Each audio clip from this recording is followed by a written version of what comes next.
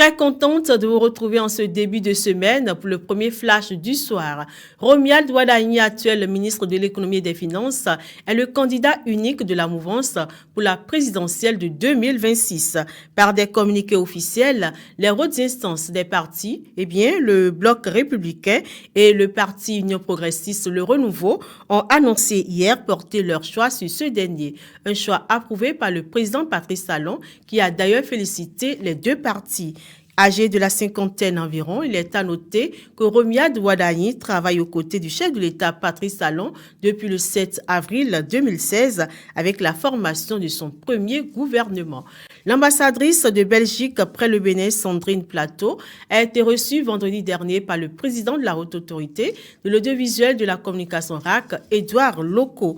Le renforcement de la coopération entre la RAC et le Conseil supérieur de l'audiovisuel de Belgique, ainsi que le rôle essentiel des médias dans la production d'informations de qualité était au cœur des échanges. L'ambassadrice a saisi l'occasion pour saluer les efforts de la RAC dans l'encadrement du secteur des médias au Bénin. La mission évangélique La Nouvelle Jérusalem a tenu du mercredi 27 août au dimanche 31 août 2025 sa convention annuelle. Le rendez-vous de ce vendredi a été marqué par un temps de prière, de messages et de ministères autour du thème « Chercher Dieu de tout son cœur, de toute sa force et de toute son âme ». Une équipe de la télévision Maranatha Bénin, conduite par Némi Dera, était sur les lieux.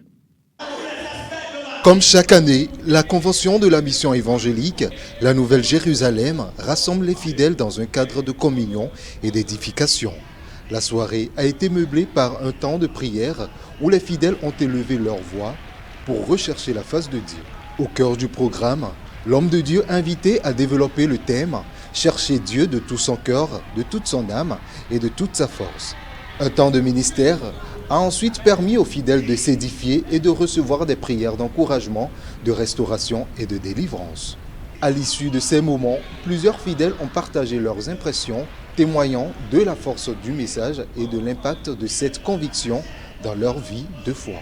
Mes impressions, elles sont très bonnes, elles sont merveilleuses. Nous sommes très contents d'abord de participer à cet événement de grande envergure qui réunit toutes les églises de la Nouvelle Jérusalem. Et ce soir encore, nous avons été richement bénis par l'homme de Dieu qui a intervenu, qui a apporté vraiment un message inspirant, qui a apporté la délivrance au peuple de Dieu, quelque chose que nous recherchons aujourd'hui. Parce que sans la présence de Dieu dans notre vie, nous ne pouvons pas impacter ce monde. Nous sommes dans le monde puissant. Et c'est vraiment ceux qui sont vraiment puissants en Dieu qui pourront donc prendre possession de ce monde. On rend grâce à Dieu de ce que vraiment sa présence a été manifeste. Et puis, on a senti réellement qu'il s'est manifesté. L'évangéliste invité a résumé l'essentiel du thème, rappelant que Dieu exige persévérance et encouragement. Premièrement, il n'y a que Dieu et Dieu seul qui détient la vie, ce que le monde n'a pas toujours compris et certains encore dans l'Église ne sont pas conscients de cela. Et le deuxième point, il faut que le chrétien soit véritablement actif dans la recherche de Dieu, qui cherche Dieu avec son cœur, son âme et puis sa force. Le troisième point, celui qui cherche Dieu constamment a des récompenses, la prospérité, la paix et l'abondance. Le pasteur principal est revenu sur la portée de cette convention, insistant sur son rôle dans l'édification spirituelle et la consolidation de la vision de l'Église. Aujourd'hui, les gens adorent Dieu sans le connaître. Ils adorent Dieu, mais ils ne connaissent pas ce Dieu-là qu'ils adorent. Et étant donné qu'ils n'ont pas connu ce Dieu-là, leur comportement et la manière dont on doit adorer Dieu et aussi les bénéfices qui doivent en découler ne sont pas au rendez-vous. Donc il faut que l'homme connaisse réellement ce Dieu créateur du ciel et de la terre, qu'il le connaisse afin qu'il puisse quand même en bénéficier.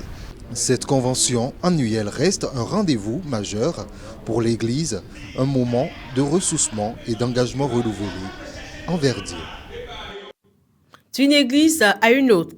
À l'église de la mission évangélique des Gagneurs d'Armes de Porto Novo, les fidèles ont vécu ce dimanche de profonds moments de louange et d'adoration. Une musicalité rythmée d'abord par des sonorités folkloriques avant de basculer dans une atmosphère de recueillement.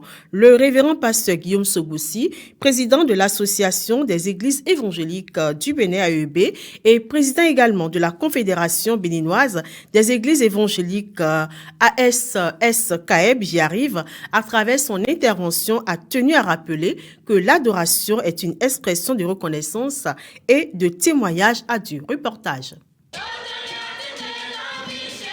À l'église de la mission évangélique des Gagneurs d'Âmes, la louange et l'adoration ont constitué des instants marquants de ce culte. Deux groupes ont animé. Le premier groupe, avec un rythme aux accents folkloriques, a su capter l'attention de l'assemblée et l'a amené à entrer dans la présence de Dieu.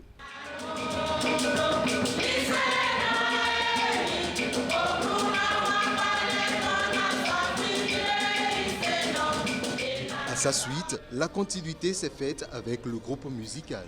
Ceux-ci ont conduit les fidèles dans une adoration intense. L'église tout entière s'est laissée porter par les chants et dans un profond recueillement. Le peuple de Dieu, les mains levées, élevait des prières vers le ciel. Sortis de ce culte, le cœur joyeux, les uns et les autres partagent ce qu'ils ont vécu pendant ces moments. Les moments d'adoration sont des moments forts, des moments puissants, des moments où Dieu manifeste sa gloire. C'est des moments où on sent qu'il y a un transfert entre tout ce qui se passe dans le ciel vers la terre. On sent la présence de Dieu, la manifestation de l'Esprit Saint. Et c'est un moment où Dieu descend et opère beaucoup de miracles. Quand notre père spirituel se présente devant l'autel, comme ça on sent déjà qu'il y a l'atmosphère qui change et l'Esprit de Dieu prend la place et vraiment l'adoration est conduite de façon à ce que nous soyons plus présents en fait. Après ces instants d'adoration, le pasteur de l'église, qui en même temps est le président de l'Association des églises évangéliques du Bénin et le président de la Confédération béninoise des églises évangéliques, a tenu à rappeler l'importance de l'adoration dans la vie du croyant. L'on ne peut pas être chrétien sans connaître une vie d'adoration. Ce n'est pas la vie d'adoration que le vrai chrétien peut mener une vie chrétienne normale. Il doit être transformé par le Saint-Esprit.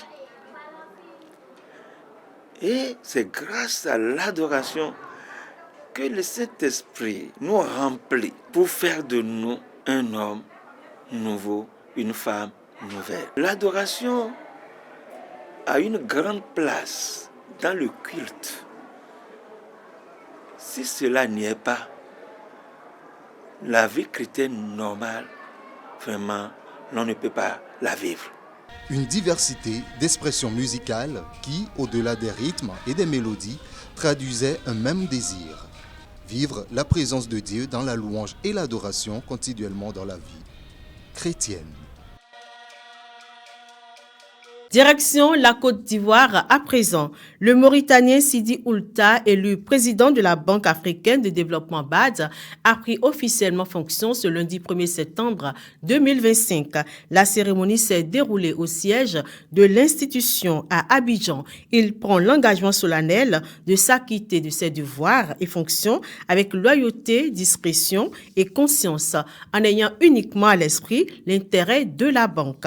Le nouveau président de la BAD a promis de revisiter le plan d'investissement et de changer de paradigme. Sidi Oulta est le 9e président de la BAD et succède ainsi au Nigérian Akinwumi Adesina qui a dirigé cette banque pendant 10 ans. Nous sommes à la fin. Mesdames, Messieurs, merci pour votre attention renouvelée. Très belle semaine à nous sous la protection divine.